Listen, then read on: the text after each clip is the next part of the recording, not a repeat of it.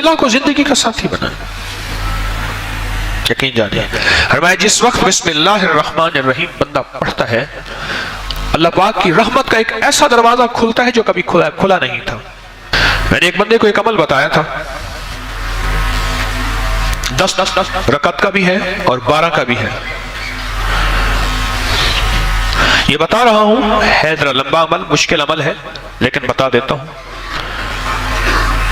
3 دن میں فیصلہ کروا دیتا ہے مشکل تھوڑا سا. اگر کوئی کرنا چاہے تو کر لے، ورنہ ہر بندہ نہ بھی چاہے کوئی حرج نہیں، لیکن عمل بتا دیتا ہوں. بعض کتابوں میں اس کی 10 دگانے آئے ہیں، بعض میں 12 آئے ہیں، لیکن میرا تجربہ 12 کا ہے. 2 رکعت نماز نفل پڑھے حاجت کے نفل پڑھ کے 1000 بار پڑھے بسم اللہ الرحمن الرحیم. کتنی بار؟ 1000 بار. اور توجہ سے اور اپنے مقصد، اپنی مشکل، اپنی پریشانی اس کا 100% دھیان کرتے ہوئے اس طرف دھیان جما کے. وہ مسئلہ اولاد کا ہے، وہ رزق کا ہے، وہ صحت کا ہے، وہ عزت کا ہے، وہ قید سے خلاصی کا ہے، وہ مشکلات کی حل کا ہے، وہ اللہ کی ذات عالی کے قرب کا ہے، وہ مدینے والے کے عشق اور محبت کا ہے، وہ زندگی کی کسی مشکل روحانی، جسمانی یا زمینی اور آسمانی کوئی مشکل، کوئی منزل ہے، اس کے لیے یہ بہت ہی زیادہ آزمودہ اور باکمال ہے. پھر 1000 دفعہ ابا کر 3 بار درود پاک، 1000 دفعہ بسم اللہ الرحمن الرحیم پڑھے. پھر 2 رکعت نماز نفل پڑھے، پھر 1000 دفعہ بسم اللہ الرحمن الرحیم پڑھے، پھر 2 رکعت نماز نفل پڑھے، پھر 1000 دفعہ بسم اللہ الرحمن الرحیم پڑھے. یہ 10 دگانے اور 10 ہر دفعہ بسم اللہ الرحمن الرحیم، 12 دگانے 2 رکعتیں اور ہر بار 1000 بار بسم اللہ الرحمن الرحیم پڑھے. یہ 3 دن عمل کرنا ہے صرف.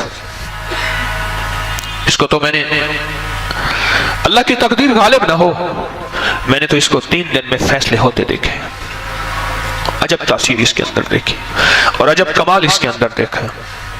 اگر کوئی ہمت، محنت، توجہ کر لے، وضو ٹوٹ جائے نیا وضو کر سکتا ہے، باوضو توجہ سے، دھیان سے اور دھیان جما کے.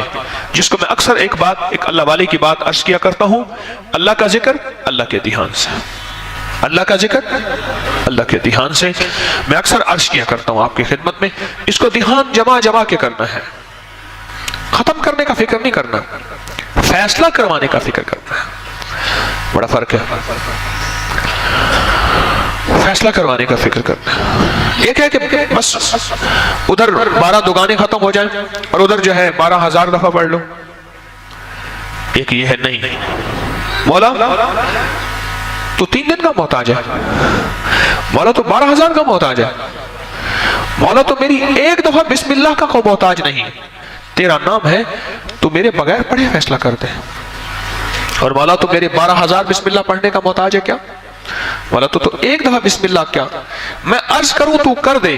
تیری مہربانی اتنی شان کریمی ہے. تو عمل تعداد پوری کرنے کا فکر نہ ہو، میری بات پہ ذرا غور کیجئے گا، بلکہ قبول ہونے کا فکر ہو، محبوب ہونے کا فکر ہو، مقبول ہونے کا فکر ہو. اس کا فکر زیادہ ہو اور بہت زیادہ اس کا فکر ہو. 3 دن میں تو فیصلے ہوتے دیکھیں. ایک صاحب گئے بیرون ملک، وہاں کئی سال رہے، 2-2.5 سال کے بعد آتے تھے. گھر میں لڑائیاں ہوتی تھیں، ہنگامے ہوتے تھے، چلے جاتے تھے. ایک دفعہ اچانک آ گئے بغیر اطلاع کے، اور کسی نے ان کو بدگمانی میں مبتلا کر دیا کہ تیری بیوی کا چال چلن، اس کا انداز ٹھیک نہیں ہے، مشکوک ہے. اچانک آیا اور جھگڑے ہوئے اور بیوی کو نکال دیا. حالانکہ اکٹھے رہتے تھے، جوائنٹ فیملی تھی، اور وہ کمزور کردار کی نہیں تھے. اس کا شک اور بدگمانی، اور اتنا بڑھا کہ طلاق تک معاملہ پہنچا، اور اس نے 1 طلاق بھجوا دی. اب سارے پریشان.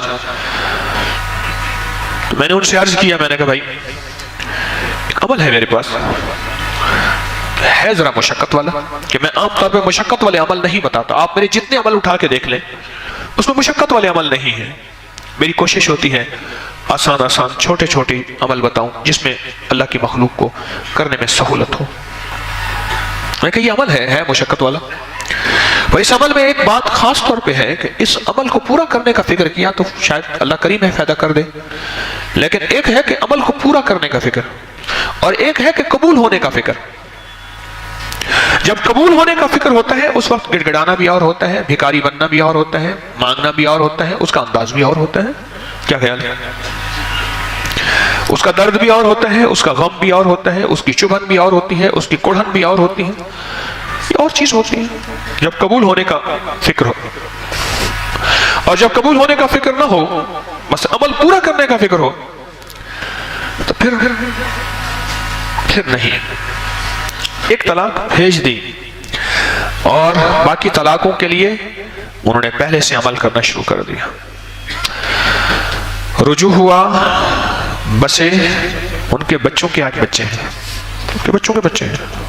کبھی کبھی ملاقات ہوتی ہے تو اندر سے ایک آواز اٹھتی ہے، یہ بسم اللہ کے رنگے ہوئے لوگ ہیں، یہ بسم اللہ کے فائدے اور بسم اللہ کی برکت کو لینے والے حضرات ہیں، اور بسم اللہ کی برکات کو لینے اور پانے والے یہ وہ لوگ ہیں، یہ وہ گھر ہے. بسم اللہ